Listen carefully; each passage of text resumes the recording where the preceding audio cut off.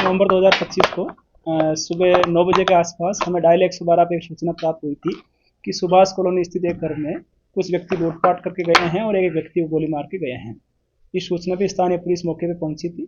कुछ समय बाद मैंने भी वहां का मौका मुआयना किया था। संपूर्ण घटना स्थल को देखते हुए उसके बाद में शिकायतकर्ता के द्वारा एक शिकायत थाने में दी गई। शिकायत के आधार पे भारतीय न्याय संहिता 2023 की धारा 109, 310, 333 में सशस्त्र अधिनियम 1959 की धारा 25 के तहत एक प्राथमिकी दर्ज करके जांच की शुरुआत की गई थी। टीम के द्वारा अलग अलग इनपुट इस संबंध में जुटाए गए। खासतौर पर सीआईए जो हमारी टीम्स है उनकी इस मामले में बड़ी अहम भूमिका रही। उन्होंने अलग अलग जो भी रिलायबल एविडेंसेस थे उसके आधार पर जांच को आगे बढ़ाया। साथ ही सीआईए अम्बाला और सीआईए पंचकुला से भी अच्छा इस मामले में समन्वय में सहयोग रहा, जिसके आधार पे 5 आरोपी जीरकपुर के पास से काबू किए गए थे, जिनको गिरफ्तार किया गया और कल माननीय न्यायालय में उनको पेश किया गया था। अभी पांचों ही आरोपी 6 दिन की पुलिस हिरासत में हैं और उनसे मामले के बारे में तहकीकात की जा रही है। इस मामले में अब तक 4 हथियार व 10 कारतूस बरामद किए जा चुके हैं। साथ ही जो लूटपाट का जो सामान था उसकी भी रिकवरी की प्रोसेस चल रही है। मुझे उम्मीद है कि इस मामले में जो भी लूटपाट हुआ है उसकी 100% रिकवरी सुनिश्चित होगी। सर, इतनी दूर से आए हैं, यहाँ करनाल ही पहुंचे हैं वो करने की वारदात को अंजाम देने के लिए, इसका क्या अभी तक क्या जांच में सामने है? देखिए, ये भी हमारे एक इन्वेस्टिगेशन का एक अहम पहलू है कि जो इस घर को टारगेट किया गया, क्या इसमें पूर्व में रेकी की गई या पूर्व में किसी ने सूचना इस संबंध में उपलब्ध कराई गई है। इन मामलों पे अभी हम जांच कर रहे हैं, जिसमें एक मुख्य जो आरोपी है राजीव उर्फ राजा, उसके खिलाफ 56 अभियोग दर्ज है, जिसमें लूट, डकैती, अटेम्प्ट टू मर्डर इस प्रकार के संगीन अपराध में पहले संलिप्त रहा है। कुछ मामलों में सजा भी हो चुका है। उसके बाद में जो 4 साथी थे उनका भी क्रिमिनल रिकॉर्ड हम खंगाल रहे हैं। साथ भी और भी जो इन्वेस्टिगेशन के जो अहम पहलू हैं उन पे हम तहकीकात कर रहे हैं और उसके बाद में जैसे ही हमारा जो पुलिस रिमांड खत्म होगा उसके बाद में हम आपको ये खुलासा कर दिया जाएगा कि इस मामले में पूर्व में कोई रेकी हुई थी या कोई और बात। उन्होंने बताया सर गोली क्यों मारी? जो लड़का था आदित्य पसरीचा जिसकी शादी है 4 तारीख को, उसको गोली क्यों मारी? विरोध किया था उसने या क्या? देखिए, जब वो तो मैंने इस संबंध में शिकायतकर्ता जो पक्ष है उनसे भी इस संबंध में बातचीत करी थी, लेकिन दुर्भाग्यपूर्ण ये था कि किसी एक व्यक्ति को गोली लगी थी। उनकी हालत अभी ठीक है।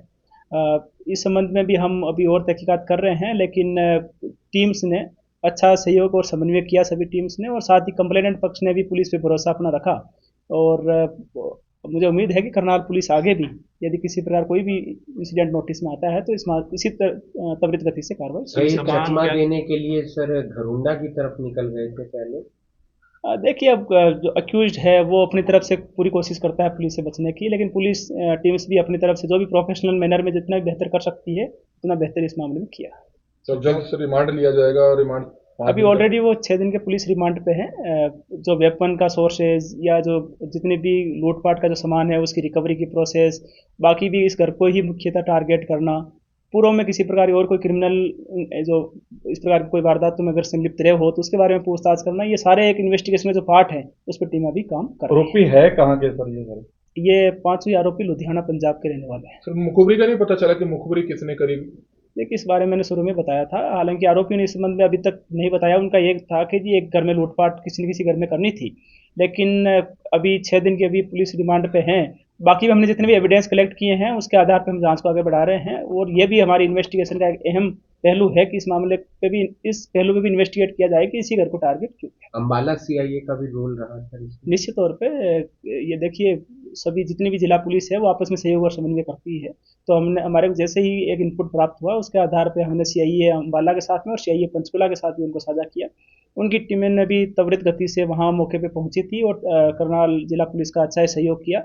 मुझे उम्मीद है कि आगे से भी इसी प्रकार का सहयोग और समन्वय जारी रहेगा। बता रहे थे नशा करने के भी काफी आदी थे, नशे में भी थे। देखिए, ये तो छोटी बात, जो डिटेल्स है वो तो सारी एक बार तहकीकात पूरा होने के बाद बता पाएंगे, लेकिन अभी तक इस मामले में अपडेट ये है कि अभी सारे आरोपी पुलिस रिमांड पे है।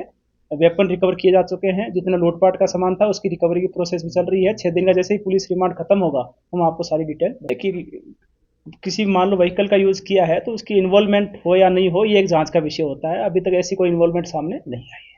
करनाल के लोगों को कोई मैसेज देना चाहेंगे, परिवारों को कोई मैसेज देना चाहेंगे? देखिए, मैंने वारदात के दिन भी यही कहा था कि करनाल वासियों का जिला पुलिस को हमेशा ही अच्छा एक सपोर्ट रहा है। और लोगों को करनाल जिला पुलिस पे भरोसा भी है। तो मुझे उम्मीद है कि ये भरोसा आगे भी कायम रहेगा और लोगों को जहाँ पर भी पुलिस सहायता की आवश्यकता हो निसंकोच होकर के हमसे संपर्क करें।